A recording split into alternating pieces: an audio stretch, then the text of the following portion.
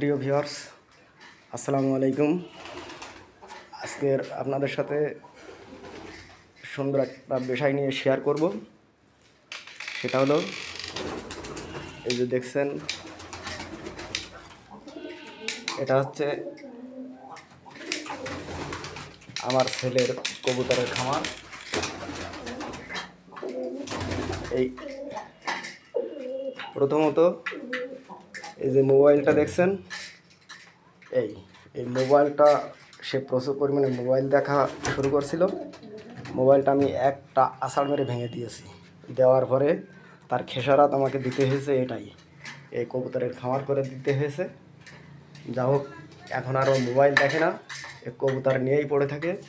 দেখুন, এই এলো কবুতরের খাদ্য এবং পানি, আর এ খাচ্ছে, কবুতর খাচ্ছে।